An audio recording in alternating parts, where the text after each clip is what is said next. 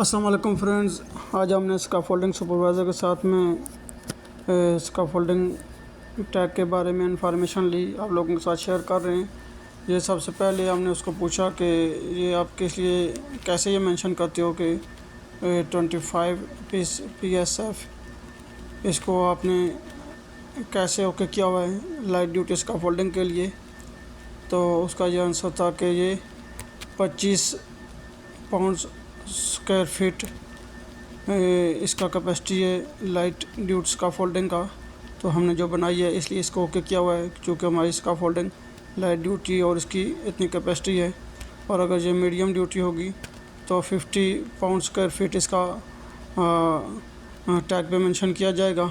और अगर स्पेशल होगी तो उसके लिए यहाँ पे जो तीसरा कॉलम है उसको टिक किया जाएगा।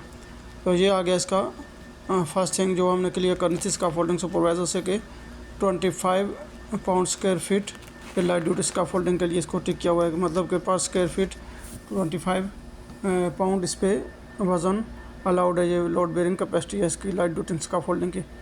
इसके अलावा जो नेक्स्ट इसका हमने इससे पूछा कि जो नेक्स्ट इंस्पेक्शन डेट है इसने 22/9/2020 22 सितंबर 2025 को मेंशन किया हुआ था। तो इसने बताया कि ये 15 तारीख को इसने टैग डाला है, तो उसके एक हफ्ते बाद की इसने डेट मेंशन किया है next inspection date scaffolding tag की।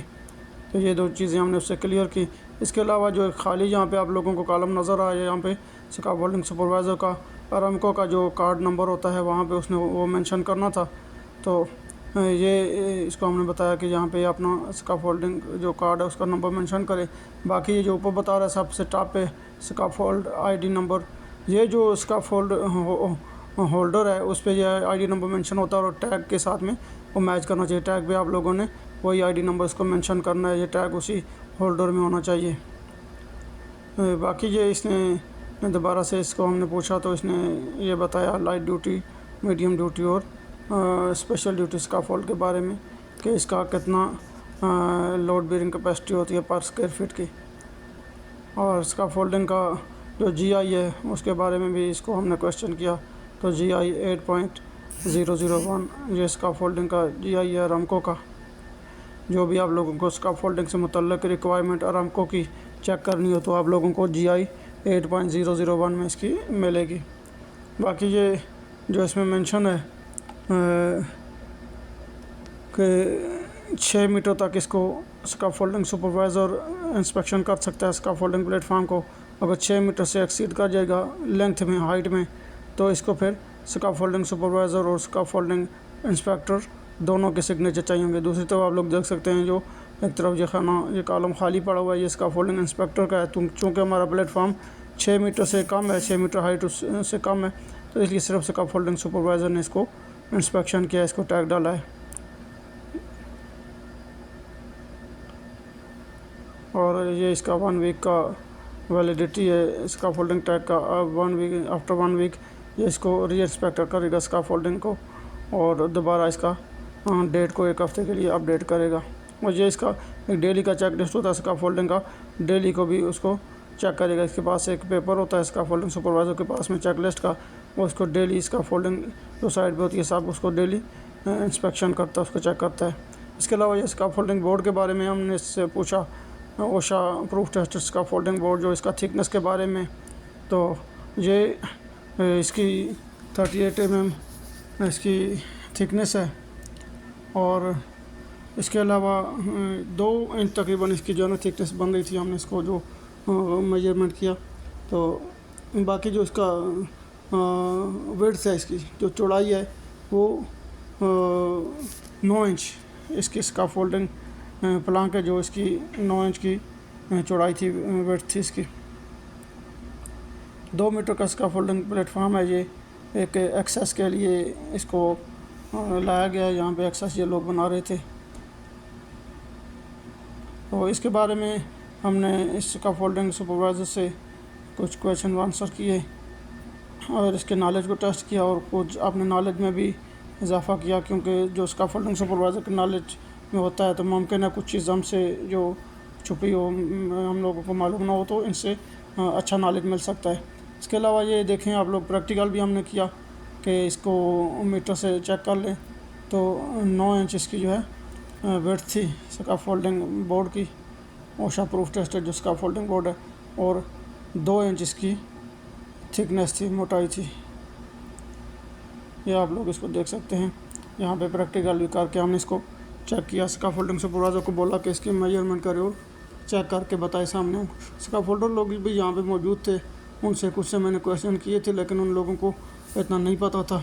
उनके नॉलेज में भी ये इजाफा हुआ कि उन लोगों को ये चीज़ का पता चल गया। बाकी इस पर हम लोगों ने ये देखा कि ओशा की यहाँ पे जो स्टैम्प लगी हुई है, राइटिंग है, इसकी मैन्युफैक्चरिंग डेट और एक्सपायरी डेट के बारे में स्कैफोल्डिंग सुपरवाइज़र से आता कि स्कैफोल्डर से भी मैंने पूछा, तो ये सिर्फ इस पे जो मैन्युफैक्चरिंग डेट है ये इस पे मेंशन थी अप्रैल 2025, 4/2000 जो 25 लिखा हुआ है, इस पर ये मैन्युफैक्चरिंग डेट थी स्कैफोल्डिंग प्लांक्स की। तो मैंने इनको एक्सपायरी डेट के बारे में पूछा कि स्कैफोल्डिंग प्लांक्स की एक्सपायरी डेट क्या होगी एज़ पर ओशा स्टैंडर्ड। तो असल में ओशा में जो है इन लोगों को भी पता नहीं था, बार इनको बताया मैंने। ये चीज़ें जो होती हैं ये आप लोग पूछ सकते हैं वर्क फोर्स से, जो खासकर जो आप लोगों के स्किल्ड पर्सन होते हैं, स्कैफोल्डिंग सुपरवाइजर, स्कैफोल्डर या ऑपरेटर वगैरह, जो इस तरह के टेक्निकल बंदे होते हैं, उनको आप लोग क्वेश्चन आंसर कर सकते हैं साइड पे, उनकी जॉब से रिलेटेड आपके नॉलेज में भी इजाफा होगा। और बाकी उन लोगों को भी शायद किसी चीज़ का पता ना हो। अब ये स्कैफोल्डर बहुत सुपरवाइजर बहुत एक्सपीरियंस था, लेकिन कुछ चीज़ों का इसको पता नहीं था, जो इसको क्लियर की मैंने भी कि ये सिर्फ मैन्युफैक्चरिंग डेट इस पर लिखी हुई है। ओशा असल में जो बोर्ड है स्कैफोल्डिंग बोर्ड, उनकी कोई भी इसकी एक्सपायरी डेट ओशा की तरफ से वो रिकमेंड नहीं की गई है। ये यूज़ तक है कि आप लोग स्कैफोल्डिंग बोर्ड को किस तरह से आप लोग उसको यूज़ कर रहे हैं, और मतलब कि अगर आप लोग उसको अच्छी तरह से यूज़ करेंगे तो वो लॉन्ग लाइफ चलेगा। अगर कहीं पे धूप में पड़ा हुआ है, बारिश में वो पड़ा हुआ है, ख़राब हो रहा है, और किसी जगह पे बाद टाइम कंस्ट्रक्शन एक्टिविटीज़ में उसको शटरिंग वगैरह के लिए यूज़ कर लेते हैं, कंक्रीट के दौरान उसको यूज़ कर लेते हैं, तो इस तरह की अगर वो मिस यूज़ होगा तो उसकी लाइफ जो है कम होती जाएगी, और धूप वगैरह में या बारिश में पड़े रहने से वो टिल्ट हो जाएगा, ट्विस्ट हो जाएगा इस तरह से, और टेढ़ा मेढ़ा हो जाएगा, और उसकी लाइफ कम होगी तो वो टूट सकता है, ये प्लांक्स वो ख़राब हो जाएगा। तो इसलिए हमेशा जो ओशा का प्रूफ टेस्ट स्कैफोल्ड प्लांक्स से उनको अच्छी तरह से स्टोर करें, मिस यूज़ उनको ना करें, सिर्फ जिस पर्पज़ के लिए वो बनाए गए उसी काम के लिए उनको आप लोग यूज़ करें। और इसके अलावा वीडियो के एंड पे आप लोगों को ये बता दें कि ओशा प्रूफ टेस्टेड स्कैफोल्ड प्लांक्स की जो थिकनेस है, मोटाई 38 mm या फिर 2 इंच इसकी थिकनेस है। इसके अलावा विड्थ जो है इसकी चौड़ाई 225 mm या फिर 9 इंच इसकी चौड़ाई होती है, इसकी विड्थ होती है, और बाकी जो और इसकी लेंथ यूजुअली 2 मीटर या 4 मीटर हो सकती है स्कैफोल्डिंग प्लांक्स की, ओशा प्रूफ टेस्टेड स्कैफोल्डिंग प्लांक्स की।